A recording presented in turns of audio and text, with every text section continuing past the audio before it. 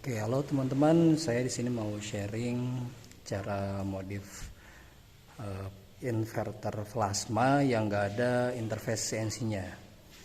Ya kayak merek-merek atau brand-brand lainnya juga bisa. Yang penting support arc ignition atau pemantik awalnya. Ini saya menggunakan CNR 45H. Jadi udah support arc ignition. Di sini saya ngambil output untuk relay dry contactnya dari sinyal output untuk arc ignition. Nah, jadi syaratnya itu kalau mau modif agar support CNC itu kita harus punya inverter plasma yang udah support arc ignition. Kalau misalkan nggak ada, bisa sih beli modulnya, ada modulnya, tapi lumayan kan, daripada kita beli modulnya, mendingan kita beli inverter plasma yang udah support arc ignition aja. Harganya ya agak jauh beda sih. Terus oh iya, ini outputnya buat apa sih? Output ini menghasilkan arc OK ya. Jadi akan terbaca di THC boardnya itu sebagai arc good. Nah, arc good ini memberikan sinyal kepada CNC Mac 3 ya. Saya di sini khususnya software Mac 3. Jadi ketika si torchnya ini, si torchnya ini baru nyala awal, dia belum mengirimkan sinyal arc goodnya. Jadi ketika si plasma nyala dan sudah menembus plat, dia baru mengirimkan sinyal arc OK to move.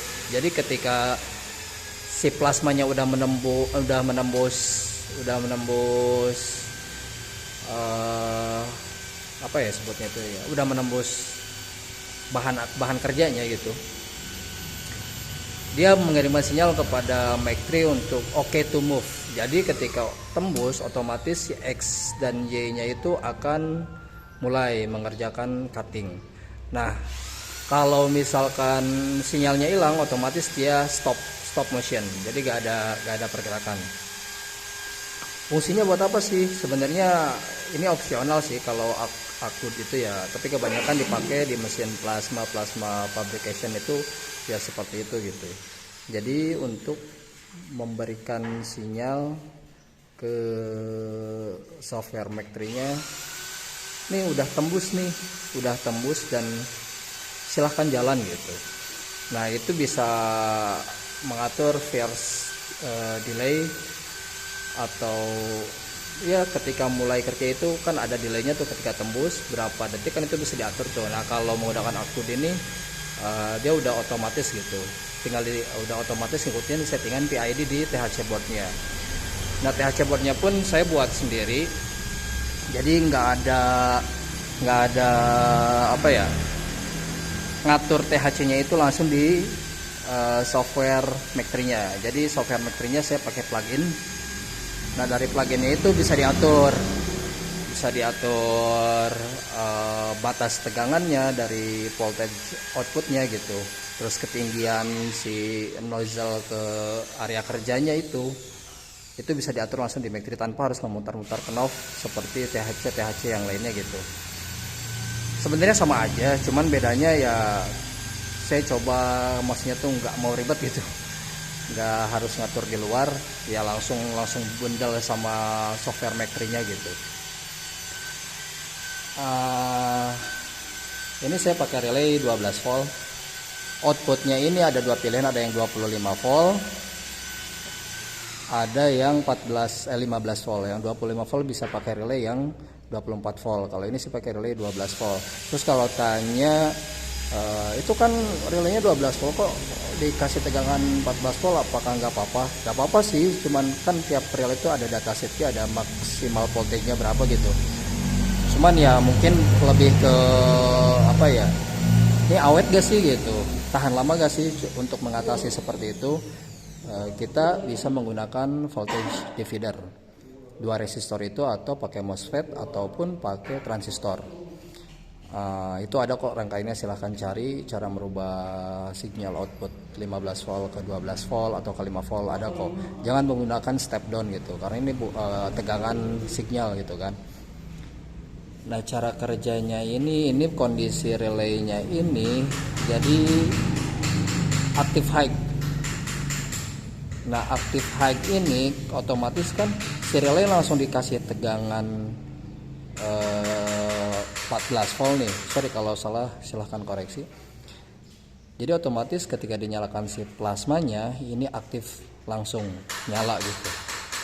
Nah, makanya ketika kondisi plasmanya gak nyala, ini saya kan pakai apa nih, buat simulasi doang, pakai probe ini buat source dari multitester. Nah, jadi ketika gak nyala, dia otomatis si output buat sinyalnya ini dia short. Jadi dia akan mengirimkan sinyal ketika off nih, kan mengirimkan sinyal oke terus ke baterainya gitu kan. Itu kan gak masalah sebenarnya kan, karena kondisi plasmanya mati. Jadi ketika si plasmanya dihidupkan, kita coba hidupkan. Nah, dia akan aktif low. Jadi otomatis dia nggak short lagi. Ini plasmanya udah nyala, udah nyala. Otomatis nggak short kan? Dia jadi cut off, langsung memutuskan sinyal ke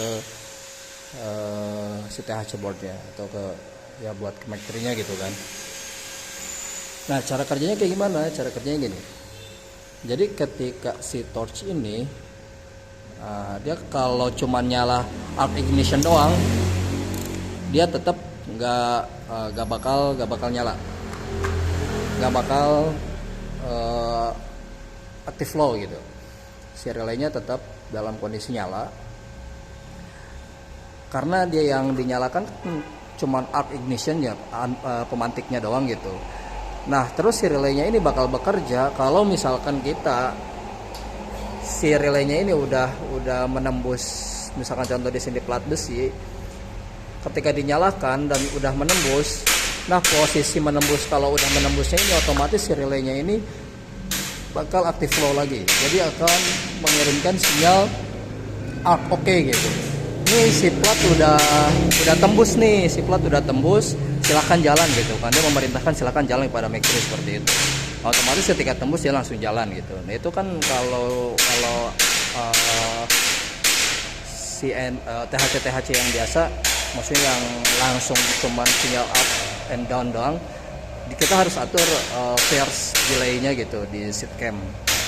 Nah, kalau kita menggunakan ini, nanti post prosesornya pun mengikutin langsung aja gitu, post prosesor plasma Mac 3 gitu. Udah kayak gitu aja gitu. Otomatis settingannya kita tinggal setting di plugin aja, mau model kayak gimana gitu kan.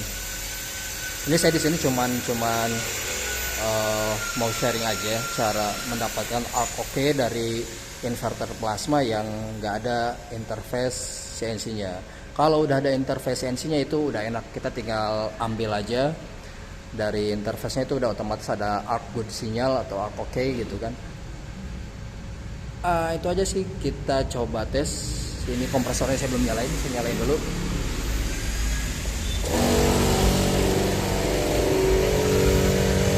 Oke, jadi kayak gini cara kerjanya itu.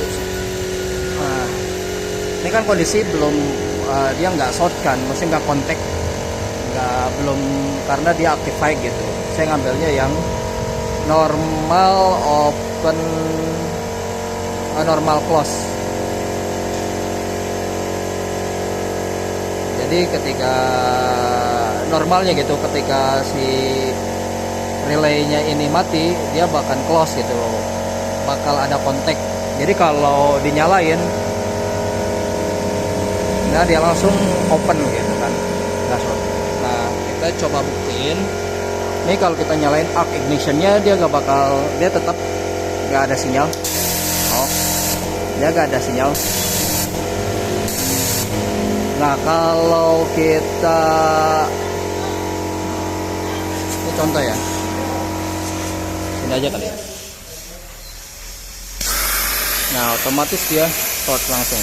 Nah, ini udah tembus kondisinya gitu. Kalau kita angkat, nah otomatis dia langsung sinyal goodnya itu hilang gitu, sinyal oke-nya itu hilang. Jadi ketika si CNC jalan nih, terus dia masuk ke bagian yang udah dipotong, otomatis dia bakal stop motion. Nah, salah satu fiturnya itu, salah satu kelebihannya itu. Jadi misalkan kalau kita lagi cutting terus error atau ada backlash gitu kan, loncat gigi atau gimana gitu sebutannya. Nah, tiba-tiba dia motion ke yang udah di cutting tuh. Jadi ketika dia pindah dari yang harusnya kita cutting terus tiba-tiba ada backlash pindah ke yang bahan yang udah di cutting alias udah bolong gitu kan, otomatis dia akan stop cutting. Nah, makanya itu salah satu keunggulannya, jadi tiba-tiba langsung stop move gitu kan, dan otomatis si plasmanya pun bakal mati gitu. Karena arc ignition itu kan ada timernya gitu. Jadi otomatis kalau si arc ignition ini kalau dinyalain terus belum tembus plat, otomatis dia akan mati. Nah, jadi kan makanya ada settingannya kalau untuk plat tebal berapa harus berapa ampere, gasnya harus berapa psi gitu, atau apalah gitu, tekanannya harus berapa gitu, ada settingannya. Itu untuk meminimalisir kalau misalkan kita cutting dan belum tembus, jadi kita meminimalisir sinyal akutnya hilang itu. Karena kalau hilang ya nggak bakal gerak gitu, nggak bakal mulai kerja gitu. Dan settingan post prosesornya pun ya settingan post processor pada umumnya gitu. Kalau model terus apa ngaruh untuk floating head? Floating head itu kan dia cuma probe buat cut off-nya aja kan, on off-nya doang gitu. Itu cuma metode untuk on off plasmanya aja gitu. Sinyal dari probe mengirimkan ke Mac3 untuk menyalakan.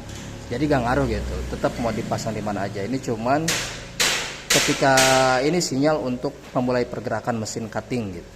Jadi kalau nggak ada sinyal ini, mesin gak bakal mulai cutting gitu. Ini opsional aja. Kalau saya kenapa memilih seperti ini ya, pakai arc oke untuk mulai cutting. Ya biar enak aja gitu, nggak ribet settingan, walaupun ribet di awalnya gitu harus kayak gini, tapi ya nggak apa-apa gitu lah.